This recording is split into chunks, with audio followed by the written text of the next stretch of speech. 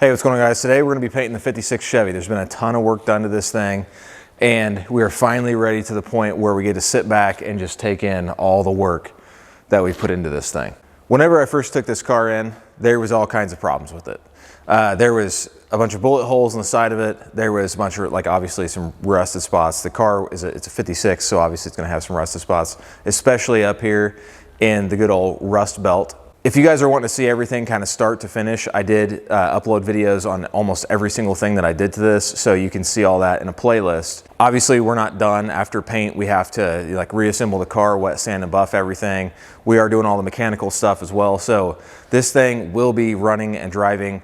It is getting an LS swap. So just to give you guys an idea, this is the white that we're gonna go with, and then I've got some stuff painted blue over here, so that's gonna be kind of the theme. This is obviously very dusty. It's not been wet sanded or buffed or anything, but you guys get the idea of what we're going for. The plan is that pretty much everything from here up is gonna be white. Everything there down below is gonna be blue. And then we're just gonna kind of follow where the door wraps around the inside here.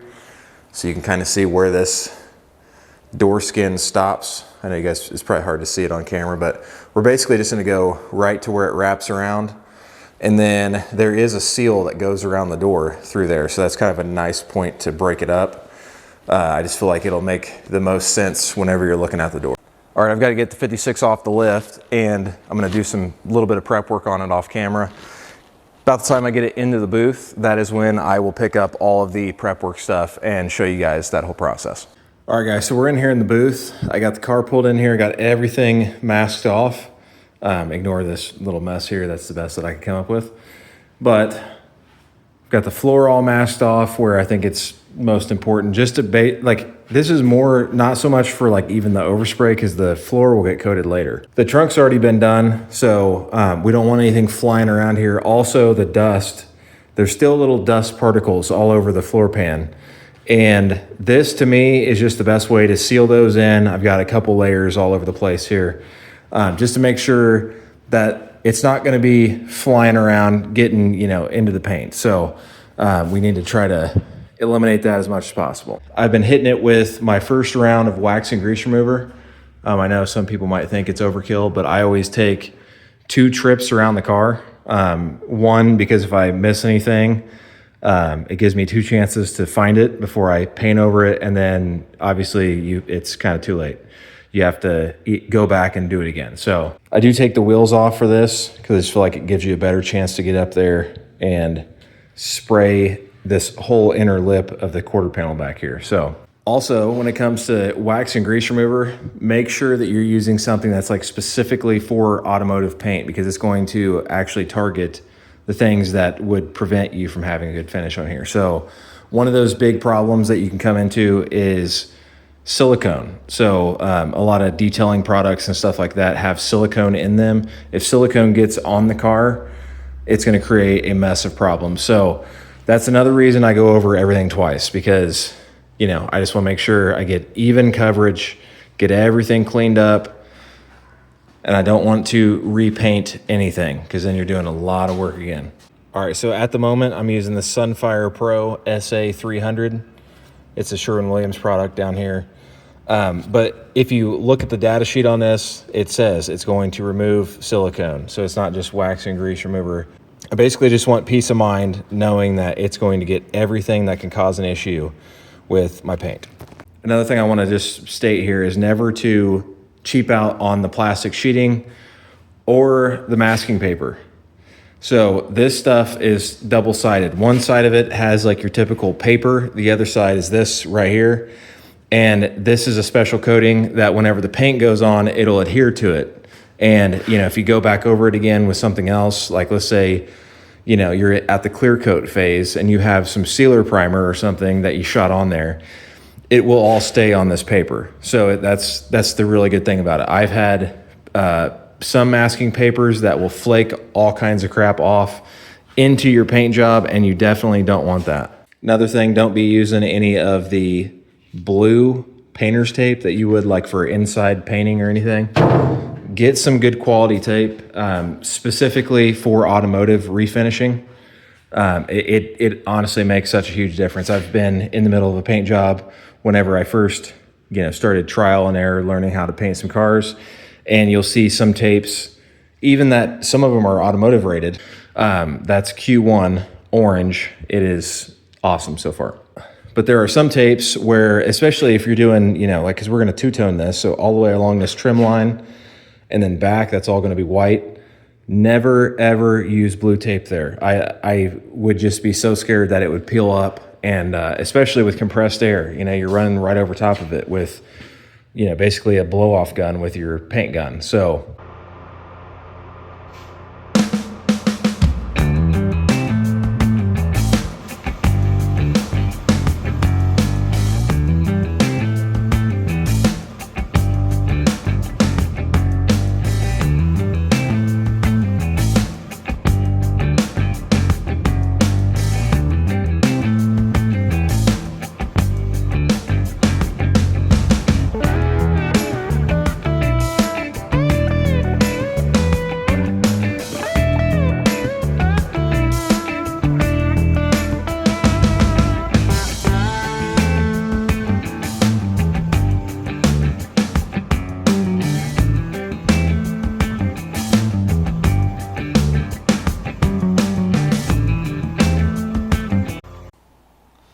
all right, guys, I got all the white put on there. Then now I just basically have to tape along this trim line right here. That's going to be where the blue will take over from the bottom. So I have to do a bunch of taping, making sure that this white does not get coated with any blue. And then I'll be able to come in here, spray my blue. So basically the rocker, the door jambs, everything is going to be blue. Dash is going to be blue, and the firewall will be blue. Got everything masked up. I've got where I think all my lines are going to be at. And then up here, I just kind of hit it with a bunch of layers of tape.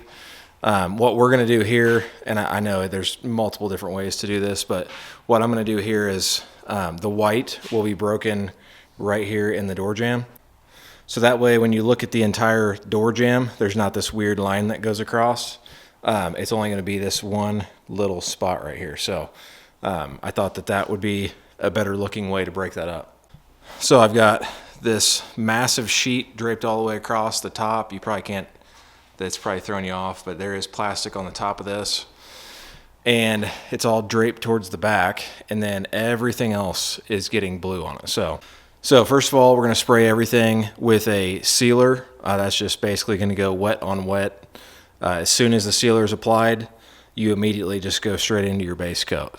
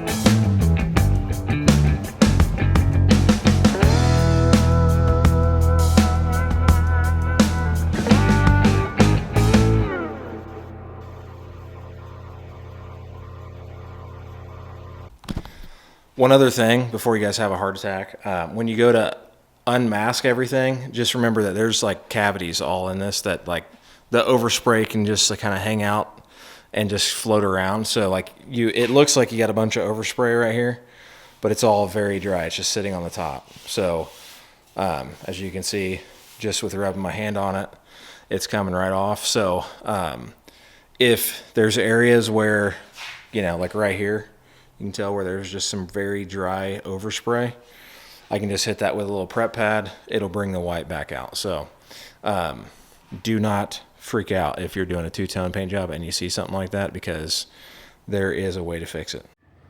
All right, guys, so this is what it looks like fresh out of the booth. I didn't get any footage of it being clear coated because I had a delay in the clear coat actually arriving here. It took me a while to get around to actually spraying the clear on there because I was waiting for the hardener. So whenever I had time to finally put the clear on there, it was just one of those deals where I was just trying to get it done. So completely spaced setting up my GoPro for the clear section, but I think I got everything else for you laid out pretty good on the dash here. You see how nice and smooth that laid out. This is probably a couple hours after finishing painting it. So, and of course, you know, there's going to be some wet sanding and buffing. I do wet sanding and buffing on everything. But as you can see, I mean, it laid down fairly well. I mean, wet sanding and buffing this is not going to be an issue whatsoever. So everything went on there. Awesome. So next thing is we're going to put the engine transmission in here and start getting this thing ready to get it back to the customer. So overall, I think we got a pretty good clean paint job here, and especially with all the work that was done to this car. If you guys don't remember all the work, or you guys want to see all the work that I've put into it, make sure that you click up here in the corner. I've got a playlist on every car that I do, and you can go on there and watch the whole thing start to finish. So, and because I like to be transparent, there's a run right there. So these are little itty bitty things that can be taken out of there. It's not hard to remove a run from clear coat whatsoever. So you just have to, you know, knock it down with a razor blade, do a little bit of sanding on it, and then buff the whole thing. And then it's just gone. So, all right guys, so this thing is going to rapidly go back together. Obviously I've already gotten the engine transmission back in there. All this stuff was mocked up here before I went into paint. So all this stuff should go back in very, very quickly. I have to modify a few little things.